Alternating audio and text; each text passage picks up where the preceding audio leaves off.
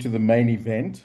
But Alistair and I started Cluedle on the 23rd of March, 2022. And I think about the 14th or 15th of December will be our 1000th clue. It should be the 14th, but there were a couple of glitches on some mornings. So it probably is about the 16th of December or so when we will feature our, our 1000th clue. I know that we're joined by some professional setters who are in the audience, and there's also an invite to everybody to submit clues that we would love to feature all your clues, professionals and amateurs and newbies. But we started this thanks mostly to Kim, who I hope is on the call, who encouraged a WhatsApp group. She was wanting to learn how to solve cryptic crosswords, and it started from a cryptic crossword WhatsApp group, and it's sort of developed, and we've got about 750 members. I'd say about 500 play quite religiously every morning. And it's for Alistair and it's been I think it's been a huge amount of fun. Alistair's part of the Outlier, or is the Outlier, which is a data journalism outfit. And if you don't subscribe to their newsletter, you really should. It's Great really an stuff. excellent cutting edge data journalism and fascinating insights. But we'll talk a little bit about Cluedle later, but I wanted to introduce Sowmya. And I thought about how I should introduce her. And if it was a boxing match, I would say the brain from Bahrain. Um, and then I thought maybe I'd talk a little bit about the clue that she set for us today. And we'll get to that because I think it's really a superb clue. But Salmi is the founder of oneacross.org. She's a puzzle editor at Amuse Labs and president of the World Crossword Federation, the Bahrain chapter, a chartered financial analyst. By training, she spent over a decade as vice president in risk management at a leading bank in Bahrain, and she also has taught CFA candidates for 12 years. Her love for crosswords, which we're going to interrogate, began when she was in the seventh grade, and it's been a lifelong obsession since. Since 2013, she's been setting cryptics. So she became a solver, and she turned to become a setter. Well, she's still a solver. First for the Hindu business line, and now fortnightly for the Hindustan Times as Enigmaya, which I think is such a brilliant name. And the Hindu as, and I hope I'm pronouncing this properly, Hypatia. Her daily mini crosswords appear in the Boston Globe, the India Mini, and other platforms. She's authored 3 volumes of Cryptic Crossroads, curating diverse puzzles from a global network of setters bonded by a love of wordplay, most of whom had never met outside the grid. With over 2,000 mini and nearly 300 cryptic crosswords published, Sowmya is a mainstay of the crossword scene. And she's also part of the competitive crossword scene, placing the top 10 of Indian crossword contestants. She was also recently at the World Championships, which we're going to kind of get to. She's a double Guinness World Record holder, not for crosswords, but for crocheting. Um, and runs the popular One Across blog and Facebook group, a buzzing hub for solvers and setters alike. And we can give people the links and they can join that. But before we get into the crosswords, please tell us a little bit about your Guinness World Records for crocheting. Thanks for that wonderful introduction, Jonathan. I think we have set the bar very high now. Maybe I hope I live up to that the rest of the conversation. The Crochet Awards were actually for group awards, We had the first one was for the largest or the longest blanket in crochet, which we made with a group of people, around 100 people, who all knitted together and then, joined those together. And we set it in 2016. That was the first one. And it was part of a group called MICQ, which is Mother India's Crochet Queens. I happened to run into that in Facebook. I did not know any crochet. I thought I will sign up my mother-in-law for this. And she said she knew some crochet, but when she saw the project, she was like, "This seems like too much to do." So then I said, "Well, I've already signed up. I might as well learn to do crochet to do the record." And I taught myself with YouTube videos, and I found that there is a method to the madness, just like in Crosswords. So there is a pattern, and you can follow the pattern. And once you know the basic stitches, it's just building on the pattern. I just loved it. It's very addictive to anybody who hasn't done. It's very relaxing, de-stressing, and pretty addictive. So I really enjoyed it. And then I went on and did another one, another project in 2018 when we did what's called amigurumi. So amigurumi are little dolls made out of crochet. They're stuffed dolls. So the basic pattern is made in crochet, and then you stuff it, and then you can make virtually anything. We made a lot of sculptures, amigurumi sculptures related to Bahrain that year. So monuments in Bahrain, and then all kinds of stuffed dolls. And, it was a lot of fun. My son was pretty young at that time, so he really enjoyed all the new creatures that would come up at our house each day. So new, and it was very enjoyable. So that's the background for the crochet. I always find that whenever I do something intense in terms of mental activity, sitting back with the crochet stuff and, just doing it is very relaxing and enjoyable. So that's why I got into it. Yeah. So tell us about this mental activity, about your love for crosswords. You said you started in the seventh grade. That's How right. how, how did you start? And tell us a little bit about, your journey in this wonderful, hobby. I've always been a bit of a word nerd, I'd say, in the sense that always loved words. And, we used to get this magazine called Reader's Digest. And the very first section of that used to be vocabulary. And I used to learn up all the new words, try to, guess the answers and all of that. And I always learned a new word, and then I'd go and use it and, boast about it, or use it gently into conversation, sliding it, and just to make me feel really good. So that's a passion for words. And so used to play Scrabble as well at home. So it was I mean, this was of course before the internet era, where we didn't have this many distractions. So board games were still a big thing. And from there, when I was in the seventh grade, one day I remember my brother had walked in. He was studying engineering at a college called IIT in Madras, and he and his friend were trying the Hindu crossword, and I saw them working on it, struggling with it, and then they left the paper and then they went, and I picked it up and I found that I could solve a clue or two, and that's it. That made me hooked, and after that every morning I would sit with the paper and then try to work out how these clues were, how the answers were.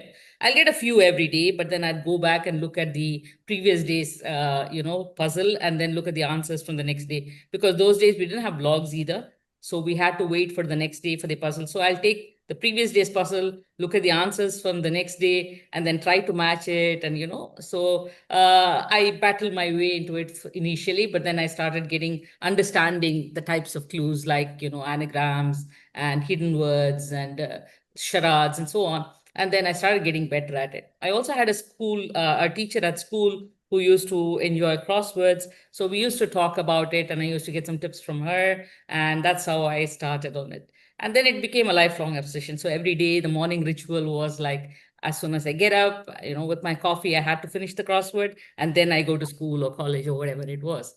Setting itself happened much, much later. So I lived in India for a long time. Then I got married, came to Bahrain. I was working. I was a banker, so all of these things basically meant I didn't have much time for crosswords. And then when my son was born in 2011, soon after that, I found that I wouldn't be able to do a full-time job. I decided to move into financial consultancy and teaching, which gave me a little more time with family. And at that time, I also found that I discovered that there were crossword groups in Facebook, and that's where I started setting. So I joined the Cryptic Crossword Society. I also started my own group called One Across, and this is where I actually learned the ropes of setting. And soon enough, I was also setting for publications starting from the Hindu Business Line. And since then, yeah, it's now been over 10 years, 12 years, I think. And several crosswords later, 300 crosswords now. Yeah, cryptic. Yeah. I also Um, joined Amuse Labs in 2021. And since then, I've been their puzzle editor, and I've been doing all these mini crosswords for various publications, including Boston Globe, India Mini, Gulf News, and so on. So those are not the cryptic types; those are the American puzzles. And I also work on the other puzzles they have, like similar to the spelling bee, they have something called the word flower, and then similar to Wordle, we also have something called word row. So I create the content for all of those as well. what puzzles do you do now? I mean, the puzzles that you solve. Which puzzles Uh, do you like to solve? okay. So almost every day I solve the Hindustan Times. I solve the Guardian puzzles whenever I can. I solve the Times cryptic once in a while. And I solve the New York Times crosswords almost every day. So yeah, And quite a bit. can you give us a little bit of some tips for a lot of our Cluedle? One of the reasons we started Cluedle was to encourage people who wanted to learn how to solve. Um, so we have a community of very good Sure. solvers who solve it instantly, but also for I people. must add that I also do the Cluedle and the minute triptych. That I left that out. They're not crosswords, but then yeah, definitely bite-sized crosswords, you can say. Yes, yeah. But what tips would you give people who are starting out as solvers? I think it's great that they do the daily clue, but then the fun of crosswords is really in the grid because you get a lot more help. Actually, code solving is quite hard. Yeah, So even though people, it's fun because you have your explanations and you have hints and so on, and then there is a community building around it, so it's become fun. But it's actually harder than solving in a grid. People get yeah, intimidated because the grid is like, you have so many clues and then they don't have the time or energy for it. But then the thing is, once you start figuring out a few clues, you get crossing letters, and you get to actually feel the pleasure of completing a crossword. That's unparalleled. So the dopamine release that you get from one clue is multiplied like 30 times when you do it in a crossword, and then some. So yeah, that's the thing. So tips wise, what I would say is one, try every day. Don't give up on a clue. Sometimes what happens is when you look at a clue, you feel like quite you just stumped.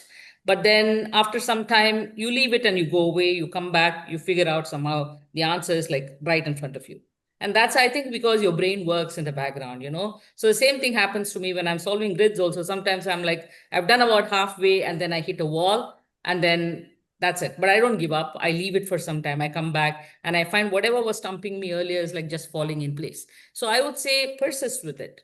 The second thing is go to the blogs. There are lots of solver blogs that actually explain the answers to you. So even if you get an answer, getting an answer is probably the easier thing to do, but understanding the answer is probably the tougher thing to do. And I think understanding the answer is where you actually learn. So once you know how an answer is arrived at, then that gives you clues to, do more. That gives you a support to do more crosswords and more clues.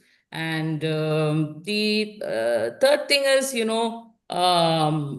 when once you have try to do it as a group, because make it a group activity, because then it's more fun. So if you solve alone, sometimes you get stuck, but when you do it as a group, different people are helping in different parts of it, and then it gets done faster. It's a fun group activity to do.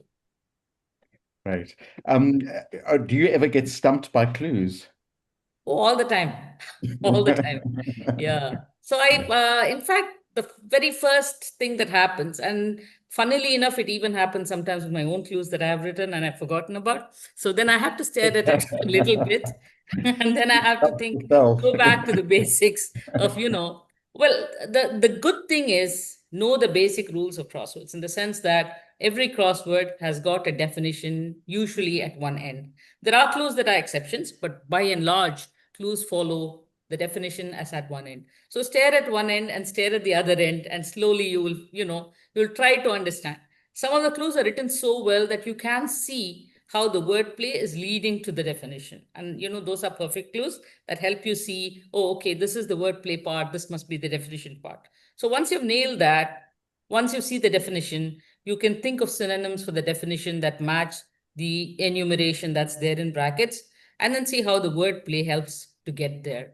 And in wordplay, there are a number of indicators that are there. So as you do more and more crosswords, you become familiar with recognizing things like anagrams. Anagrams are actually very easy to spot. Straight anagrams are pretty easy to spot because the number of letters is a giveaway. All the letters have to be there in the clue, which is a giveaway. I mean, many times people don't even realize this. Like when you're new, you don't realize that in an anagram, every letter is usually there in the clue itself.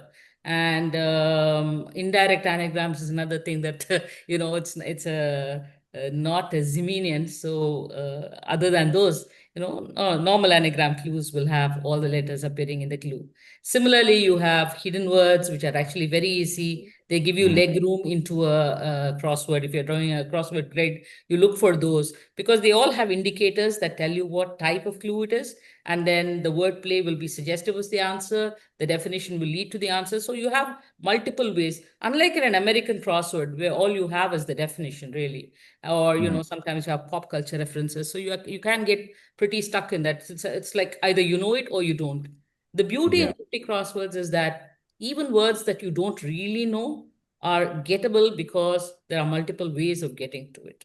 And I would say just persist with it, do it as a group, look up the blogs. The solver blogs are there for a number of leading crosswords. So they explain everything to you. So when you're stuck, go back to that and see how the answer was arrived at. You do it a few days, you actually pick up and you see yourself getting better at it. And your journey as a setter, I'd like to talk a little bit about that. First, how did you come up with your pseudonyms? Hypatia Uh, from Alexandria was one of the most intelligent women of her times. Of course, she met with a very horrible end, but that we will not talk about. Uh, I also thought Hypatia, when split, is HYP, sounds like hip, as in trendy or happening, at, and one A is one across. So I put that together and I said it's hip at one across, and it's also Hypatia, the name of one of the smartest women of her times. And when I joined the Hindu as a setter, I was the only woman setter in the panel. And so I thought that it would, and I also, the one of the first crosswords I set was just after Women's Day, I think, so in March. So I thought that it would make a statement. For Enigmaya, I wanted to add together the Enigma of crosswords with Maya, which is a very Indian term, meaning, Maya is like a maze, a confusion, a delusion, that kind of thing. So I thought those two put together and sounded good. So, yeah. yeah. And tell us a little bit about the clues that you compile and what makes a good clue. I think what makes a good clue for me is something that is funny. I like funny surfaces. So I try to add something funny in the surfaces. The other thing is some penny drop moment, something that you aren't expecting happens in the clue, then that I think is a good clue. I also throw in a lot of spoonerisms, which a lot of people don't like, but somehow I have a passion for it. And so I try to sneak in at least one in each of my puzzles. Do you want to I explain also quickly try what to. a spoonerism Pardon? is? Can Hmm? you explain just Yes, briefly a what? spoonerism is basically if you've heard of the Reverend Archibald Spooner, he's supposed to have had this passion for mixing up the syllables of words. So he would call himself a bird watcher, but what he was is a word botcher, So you split, switch the syllables, that's what you get. And so basically, in a spoonerism clue, what you do is you always will have either Spooner or the Reverend present in that clue to indicate that this is something that is what Spooner would have said. And like in a homophone clue, it's like what you would hear. And the clue, the word play is simply the Spoonerized version, and the answer would be a synonym for the actual one. And there are like there are old spoonerisms are like the dear old queen is a queer old dean, and you have many famous ones like that. Butterfly is flutter by, so like that. We've done a few. I think I've added one of those in my list of Yes, favorite yeah, clues, we'll which will get to come it. up Yeah, yeah, shortly, and we yeah, can see some of those. But they yeah. are they are tough to solve. You do need some crossing letters usually, but then when you get it, the aha moment is quite priceless. So I think that's why I like them a lot. And briefly, I'd like to talk a little bit about your being a competitive solver, and you went to the World Championships. What was that like? It was an amazing experience. But although I'm a competitive solver and I've been competing in the Indian Crossword League, I know that there are so many people who are so much better than me because of all these online interactions that I've had with all the people. So I took it as an opportunity, one, to represent Bahrain, which I was doing. The other thing is because of my Facebook group and my blog and so on, I've always been connected with a lot of people on social media. So Vivek Singh, who's the IAS officer who's behind this competition, so he has this organization called Extra C, which runs the Indian Crossword League. And sometime in January of this year, he had called me and he had said, "Listen, I want to do this World Crossword Championship." And it was at that time just a dream. We were thinking, is that possible to have something because something like this has never been attempted. Most of the championships have been local, either within a country or whatever. So we said, this is going to be possible. He said, you're going to help me make this happen. He has a team. He had a lot of motivation to, and I mean, he dreams, his ambition is always high. So then I said, we will try. I mean, this is what we're going to do. So I tried to reach out to a lot of people, told them about it. So I was the international participants coordinator, and I got in touch with some of the top players, especially in the UK, because we were going to hold it in UK, and this was the background to it. The actual competition was in two rounds, so we had an online round on the day before, and the physical round was there on the second day. The online competition was you had two crosswords to be done within 1 hour, and the in the offline competition we had representatives from I think 20 countries, and then we had two grids to be solved again in 1 hour. And from that, the top six solvers went up on stage, and then they had something like a quiz like setup where each clue had to be cold solved in turn by the players. And these were Yeah. all absolutely top notch players who were coming from different countries. So you had like Mark Goodliff, who's, if you have seen Cracking the Cryptic channel, Simon Yes. went on to win the one of the prizes in the no, on the online competition, and Mark was there representing the UK in the actual competition. Then we had John Henderson, who's enigmatist, Nimrod, and one of the toughest setters. So he was there. He qualified in the as a challenger on that day. And we had Colin Thomas. We had Philip Coote from Australia. We had Shashwat from India, and Matthew Marcus from the United States, who's also been a times champion. So they were like top notch, and they finished both the crosswords. Most of these people completed it in like less than half an hour or something like that, while I was still struggling with some clues at the end of 1 hour. So this was the order of intelligence and on that stage. And it was a great fun to watch all of them. And also, I got to meet a lot of people. I met Mick Hodgkin, who's the Sunday Times editor. I met Ashley Boatman, who's the Guardian's editor Boatman. I got to meet Larry, Lowdown Cryptic, who came from Canada. And yeah, it was great fun. Larry can also add to, all the Jenny we met from. So many Yeah. people who I knew only online, I had a chance to meet. The Indian champions, of course, I knew them because I used to go every year for the Indian Crossword League. But it was great fun to meet the international champions one on one, Yeah, pick their brains.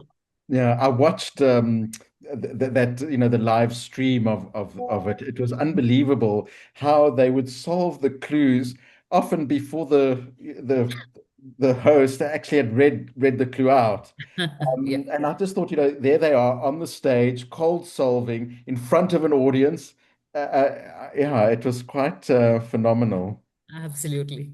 And it was a new format for them. So they had not, the usual championships are, you solve the entire grid written, or if you have seen the ACPT, you have these people solving in front of the whole audience, but they are solving it on their own. So it's not exactly an interactive experience. This one turned the table because here's all the audience also being able to solve at the same time as you, but only difference is the audience still haven't got it, but these guys have. So it was amazing. So, as a crossword setter, how do people respond to you when you tell them that you're a setter? Most normal people who don't do crosswords, it doesn't bother them much. It's like they don't know what I'm talking about. But people who actually solve crosswords, they always come up and, they are fascinated by this.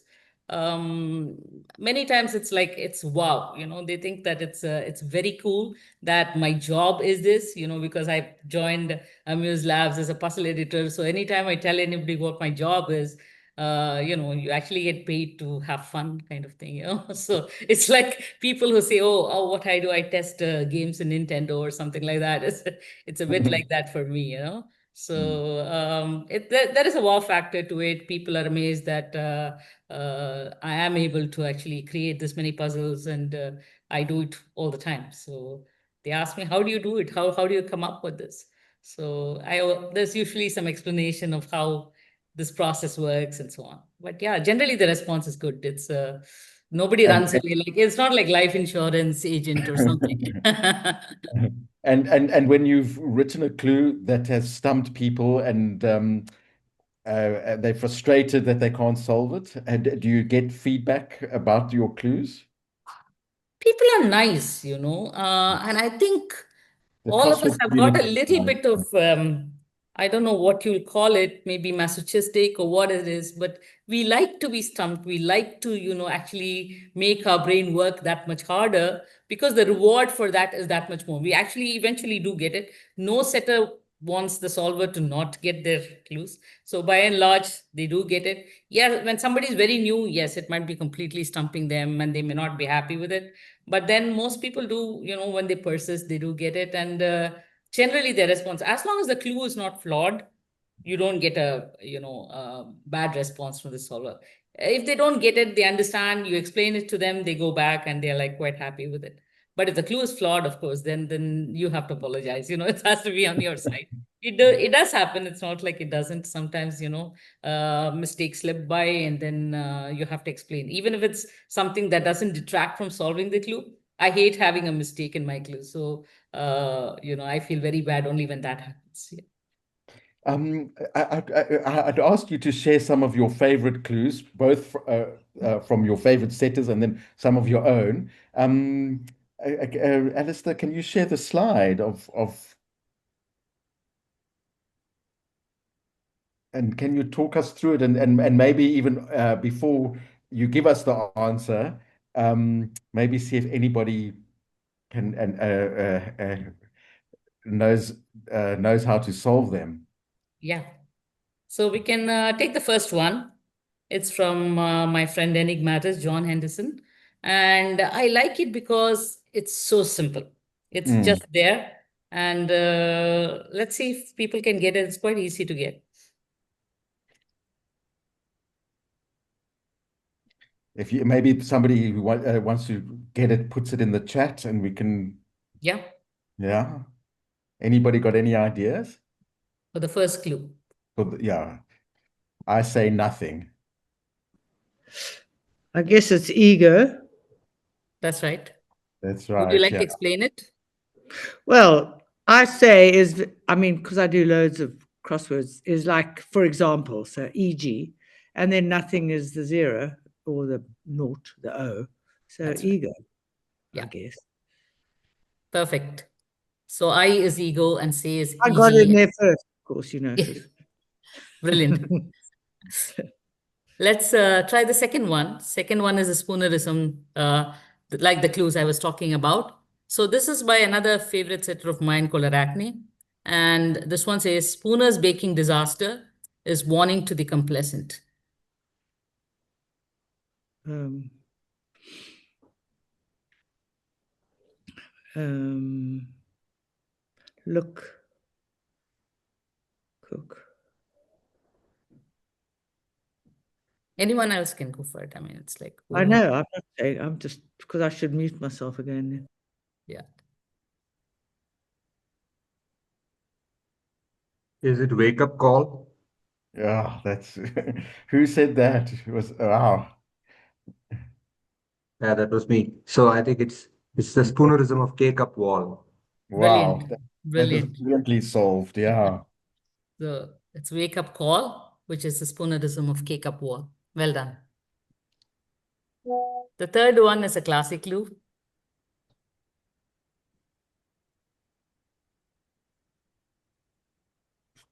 It's just question mark.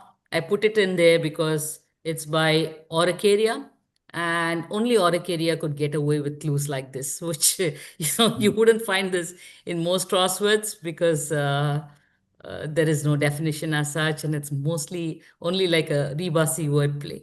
But it's a fun clue. I haven't got a clue. Yeah, kind of describes me sometimes. So I thought I should have it here. Many times, when you look at a crossword, you feel, oh, I haven't got a clue. And then there you go. And the last one is a fairly recent clue. It came in the Times crossword. They don't usually attribute the setter, but then it was a nice clue and done very well. So I liked it. Does anybody have the answer for that?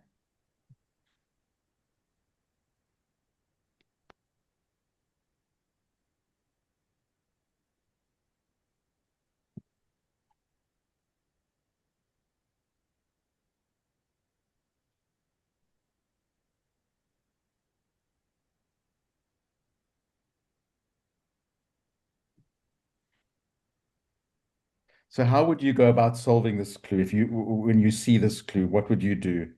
Yeah. I So just we know got that the definition has to be at one end. So it could either be music or it could be old age. But then if you look at it, it says, yeah, there's somebody who got it. Larry got it. Larry wants to explain it. So yeah, well, the first thing that struck me was what gets punk going, and I've seen that sort of construction before. What gets something going is often the first letter of that word. So in That's this right. case, I'm thinking, okay, what gets punk going is the letter P, and then inside old age. So could be looking at a four-letter word for old age, but in this case, I realized, oh no, it's going to mean music. Music's going to be the definition. And I thought something to do with age is an era. So is it opera? And then I realized O is just old and era is age. So you put the P and the O and the era and you get opera. That's Excellent. right. Yeah. That's right. It's a lovely clue. I mean, he hasn't used one of the standard initialisms for the first letter. So what gets punk going is it goes very nicely. What I like about clues is the surface and the story and how they just take you somewhere else. And it's important not to be carried away by the surface. You need to understand that every clue is really just an instruction. And there is a wordplay and there is a definition, and the wordplay takes you to. So once you go away from that surface story that the setter is very carefully constructed, the clues become easy to solve. Excellent. Should we look at some of your own clues that you've set? Sure. Alistair, can you go to the second slide? Yeah.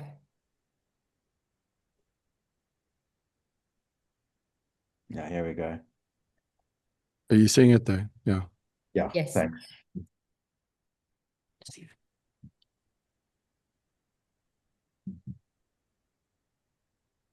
Anybody for the first one?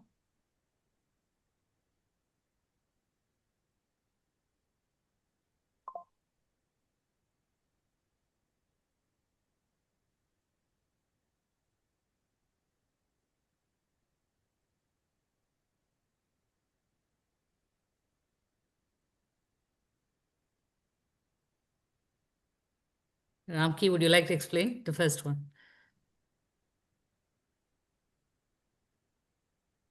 Yeah, okay.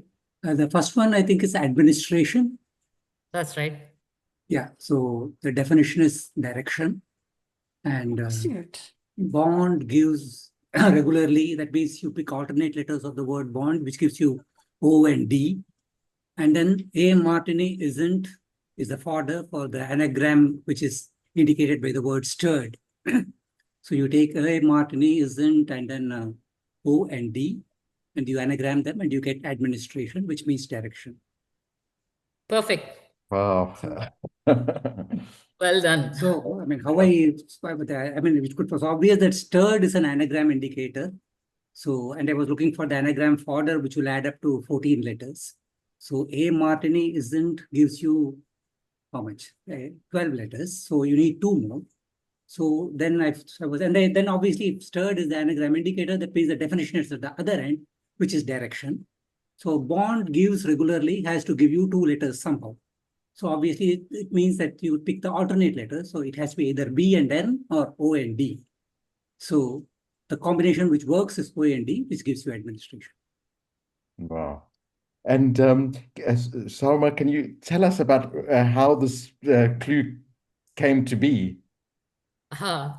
So, I mean, I started with, I saw administration had martini in it. So first I look at, when you have a long word, mostly it lends itself to anagrams. And so what I do is I write it around and I put it through some of the word tool software to see what are the various combinations of words that can come out of that. So the moment I saw martini is there in it, then I figured that I needed to bring Bond into it. And you have the famous,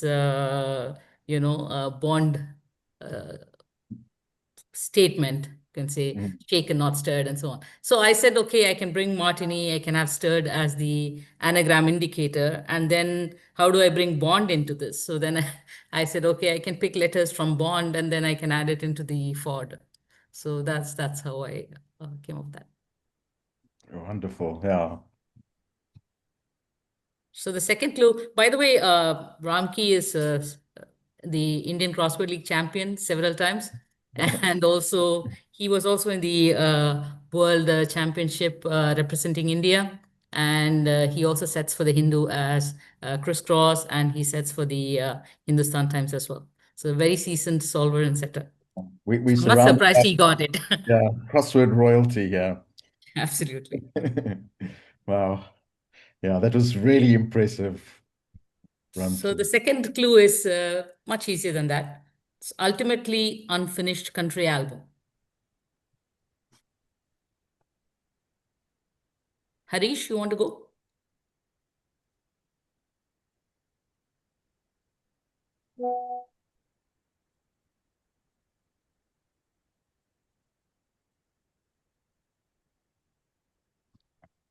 Yeah, can you hear Harish me? has a problem unmuting. Yeah, we can hear you. Yeah, we can hear you now. Yeah, Okay, the answer is Atlas. that's right. And, how you get that is the first word, ultimately. Another way of saying ultimately is at last. So when at last is unfinished, you get Atlas, which is a country album. Mm. That's right. It's such a great definition, a country album. Yeah. Yes. So there's a question mark there. So for the new solvers, the question mark is generally indicative that there's something more funny or something unusual in the definition. And so that's an indicator that you can look out for. The third clue is language without writing tools, pens, 8 letters. Vinod, would you like to go for it? I actually reverse engineered it. I did not get it directly off the clue. So I think the answer is Sanskrit or Sanskrit. So without is sans, writing is R as in reading, writing, and arithmetic. And tools is kit. So tools actually pens are pens as in encloses are. Perfect. So sans kit enclosing R gets Sanskrit. Perfect. Yeah. Super glue. Great solve. Thanks. Yeah, it's a super clue. Well done. And Alistair, can we go to the final slide. Yeah. So this was today's Cluedle clue. And I also thought it was such a clever clue. Um, I'm hoping that everybody managed to solve it with our hints but do you want to talk us through this clue? We'll wait for somebody to solve it who hasn't Does seen it somebody? already. Okay. Yeah.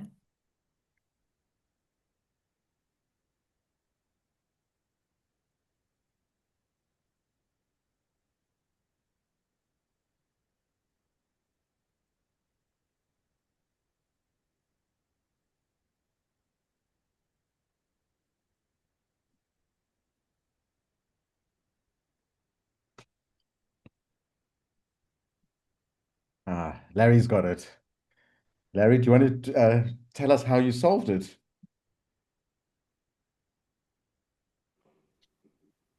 Yeah, even when I solved it, I wasn't 100% sure, but I think it's, I'm still not sure. Start to order looks like O, so if you have I start to order, that's I-O. And eat food is dine, so it looks like iodine. And Yeah. I'm guessing, since the definition looks like I, that I must be the symbol for iodine, which I didn't even know, but is that it? That's right. Yeah. Okay. That's it.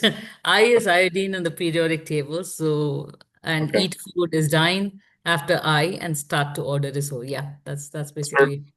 Very good. Yeah. Yeah, I love the surface because when you see a sentence that starts with I eat, you're thinking about um, you're not thinking about the periodic table at all. And it's so misleading, but it's right in front of you. It's actually very, very honest. It's telling you how to solve it. And the definition is so clever.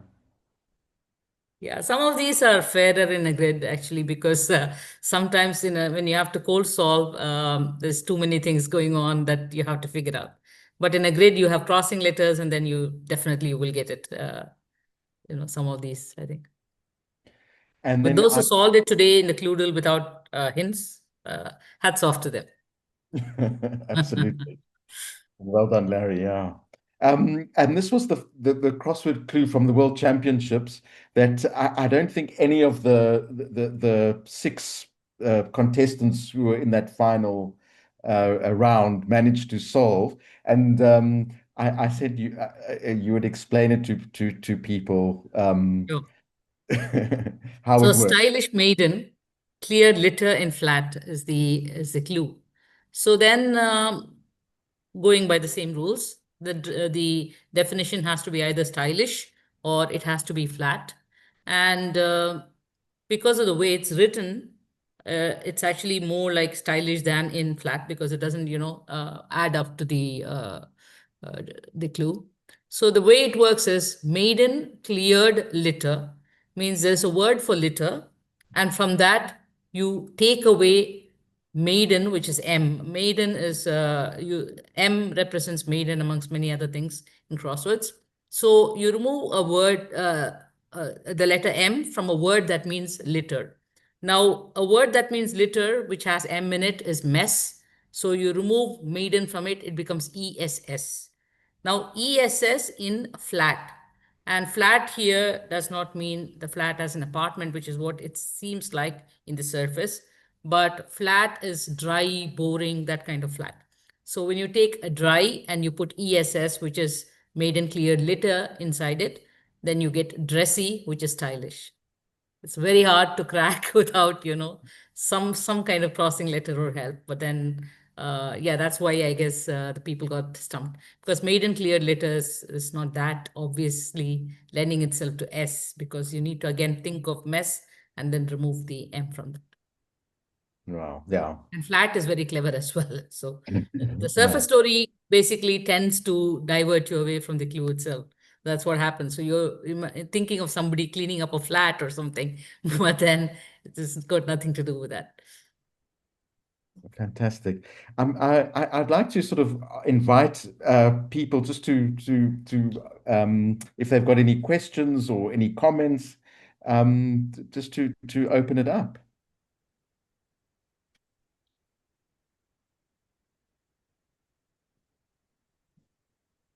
Don't ask me tough ones.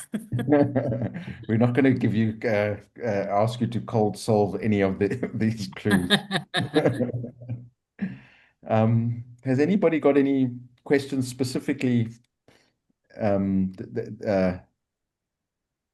Kim's asking in the chat about a blog. So I have a blog called oneacross.org. And while I do have a link to all my crosswords or some of my crosswords in that, it also has every second week or once a fortnight, we have a new crossword up in that blog. It's completely ad-free and subscription-free. So it's available to anybody who wants to solve. We also have a leaderboard going. So, the top solvers have their scores accumulated over the year and so on. So every year is a new season, and we have regular followers who solve these. And these crosswords are slightly harder than the normal ones that get published. They have some bonuses in them, some interesting features thrown in by the setter and so on. So they're good to solve. The other thing we do every other week is also a clue writing competition at One Across. And so again, it's anonymous cluing. So everybody gets to set a clue for the word of that week. And then people have to go back and vote for these clues. And based on what the community decides, the best clue comes up. And then that person gets to host the next competition. So there are some very regular followers of that. And it's a fun place to also improve your setting skills. So I myself find that I learn a lot from this. I always try to participate in it just so that I can improve my setting skills. And I get a lot of feedback on clues. So I understand what works and what doesn't through this process. Yeah, I like the idea of a leaderboard, and we've toyed with having one. How does that work? So for the One Across Grids, which is the crossword competition, every crossword has got a certain number of points based on the number of letters. And then we have bonus questions, which are also worth some points. So those get aggregated and each person gets a score for that. And then for every puzzle that's there in the year, we have about 20, 25 puzzles in a year. And those all get accumulated, and then we have the top scores. They're all very, very close, incidentally. They are like most of the regular solvers are all so good. They score top, full in almost every puzzle, unless they get tripped up sometimes by some of the really tough grids. So that's what happens.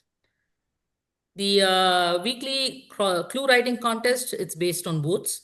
So then again, they have scores. We have scores based on what's your ranking in that week, and then those get accumulated, and we have a leaderboard on that basis. We spoke a little bit about some tips for clue solving. Do you have any tips for clue setting?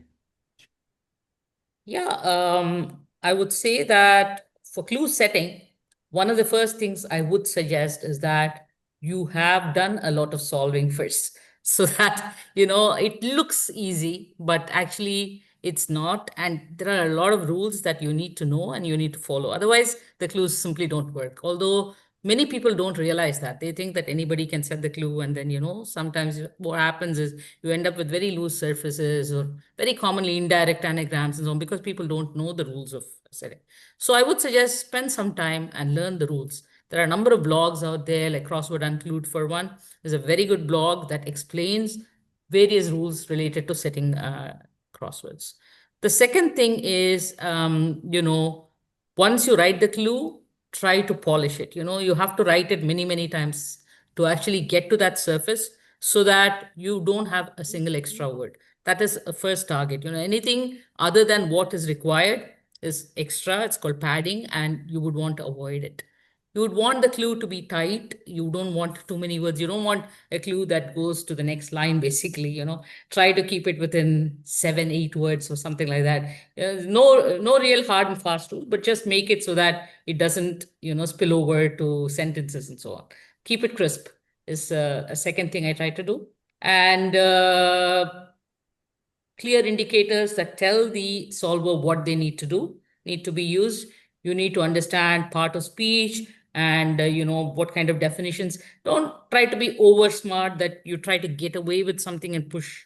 But then at sometimes, be free to experiment as well. It's not like there are lots of rules and they can be broken, but then do it with, judiciously. Don't try to break all the rules all the time. That doesn't work. A lot of times it's better to stick to the rules and then make a clean clue within the rules, and then that gives the solver a penny drop. Always add humor. I love to add humor in the clues. So try to make it funny, try to make it interesting, try to make it crisp like a headline, and learn a lot before you start. So that's really, if there's only one thing you want to take away, I would say don't jump into writing it.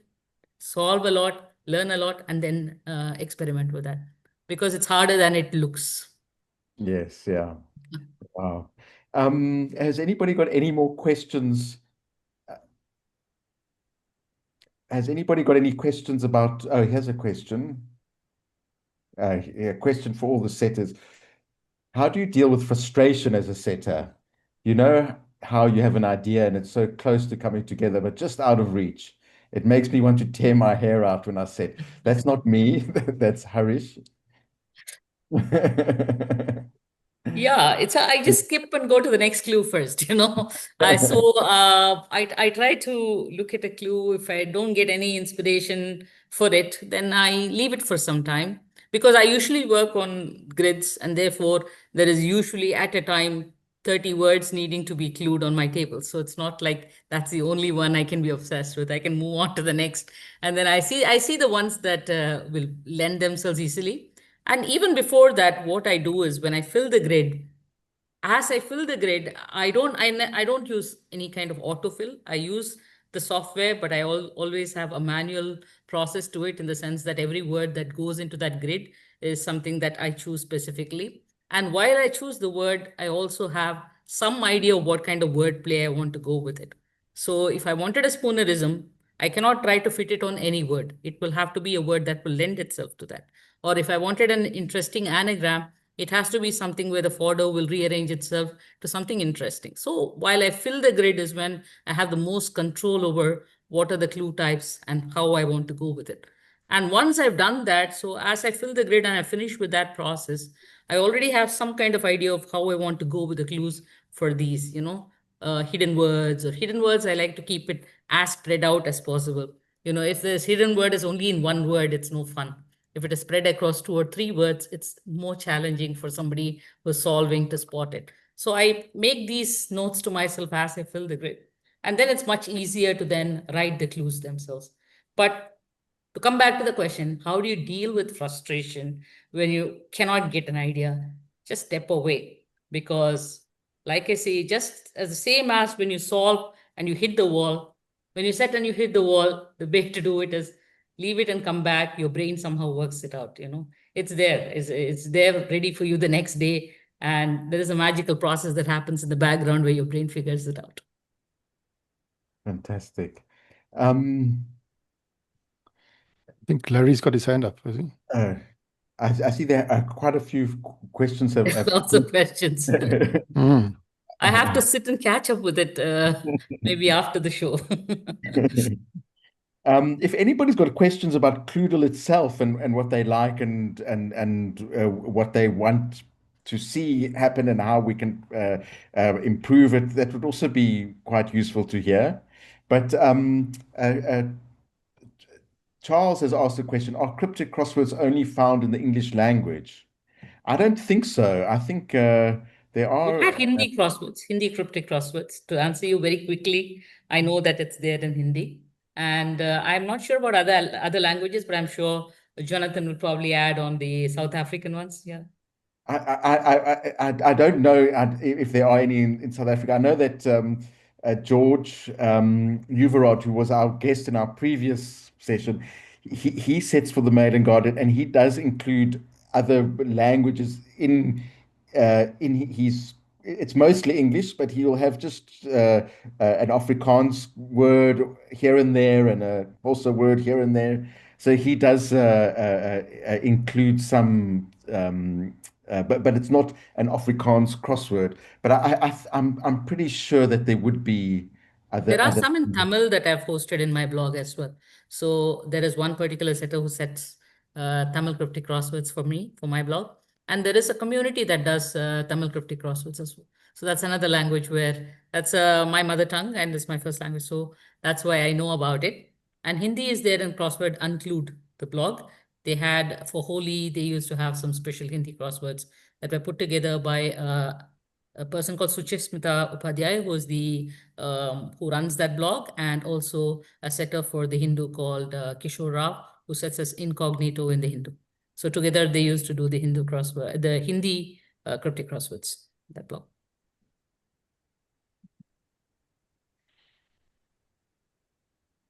Right. Hi. Oh, Larry. yeah. Well, I just wanted to, first of all, thank Sowmya for hosting and, well, for guesting and for the wonderful website and community, One Across. Everyone should check that out. And congratulations to Jonathan and Alistair on Cluedle, and the 1000th clue you said is coming up, or you just had it? No, So that's it's coming up in December, yeah.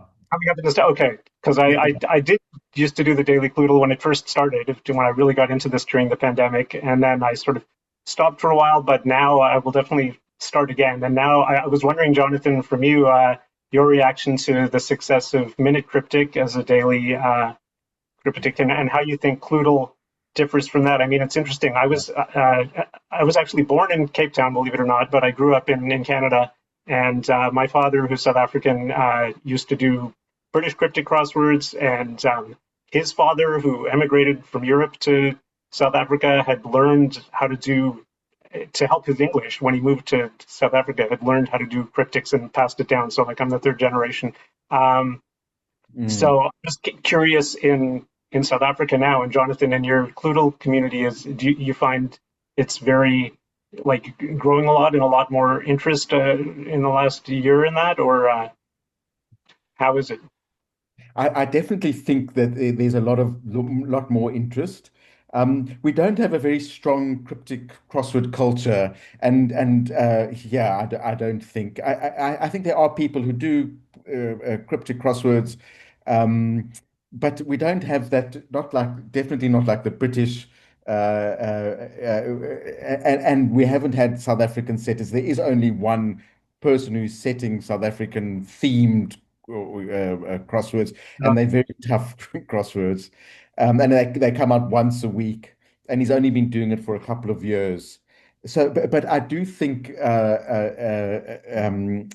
our Cluedle community is showing me that people are really interested. I've given a few talks, and people are interested and they want to learn.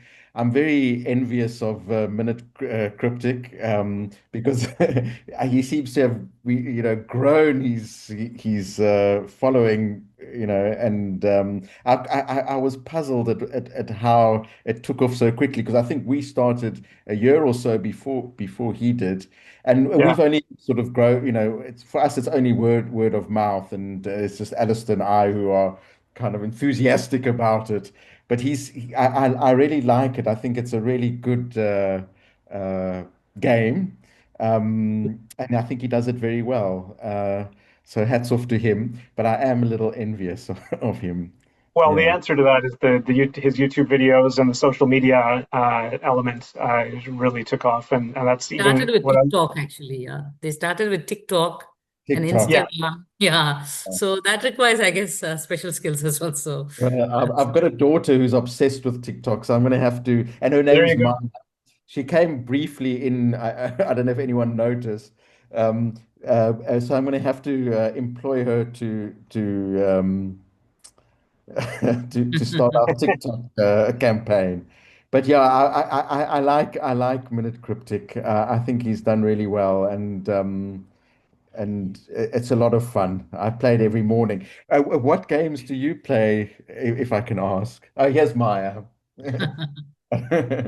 I What games do you play in the morning?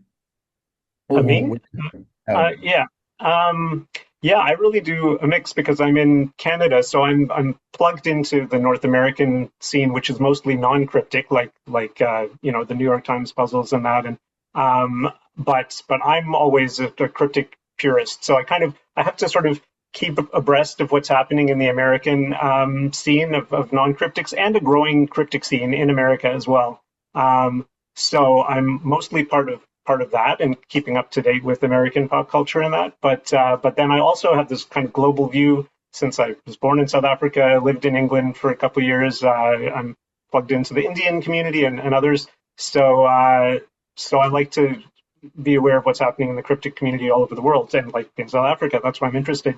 So therefore, yeah, I do Minute Cryptic. I just try to do a variety of cryptics from different parts of the world. Like I'll do occasionally a British one, occasionally an Indian one. I partake in some of the contests on Sowmya's website, and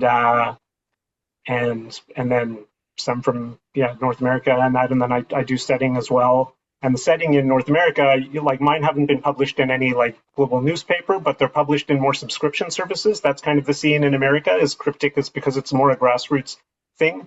Like the New York Times doesn't even do a regular cryptic anymore. There's very few in the papers, but there's many Patreons and subscribers with like known setters who do their own publications. So I've set for some of those. And yeah, I just love keeping up with the whole global community. So you're going to set for Cluedle as well now? I'll definitely submit a clue for Cluedle soon. Yeah. Super. And we'd like to also sort of hear about your own project, that your own letter bank. That's something I did on Twitter when I first got into it, and that's when I was in touch with you and Cluedle and everything. And during the pandemic, so that was kind of my niche when I first started, is the particular kind of clue called a letter bank clue, which you won't really see in much outside North America. But I won't get into that now. You can have me back another day, and I'll talk about letter banks. But but yeah, I just love keeping up with everything from around the world. Fantastic. I think we've probably run out of time. I just want to thank everybody for participating and joining us, and especially to you, Sowmya.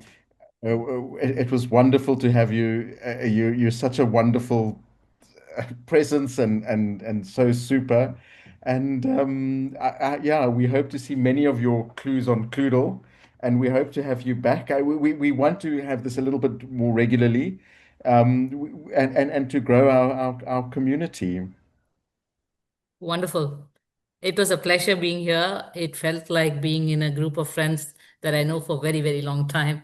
I can't believe that we just met, and that too only online, because I think our love for cryptics transcends everything else. So great session, great audience, and lots of questions. So I'm sure that you need to now do more of these so that we can have, people can have their hearts full. Absolutely. Yeah. Thank you so much. And Thank you. yeah.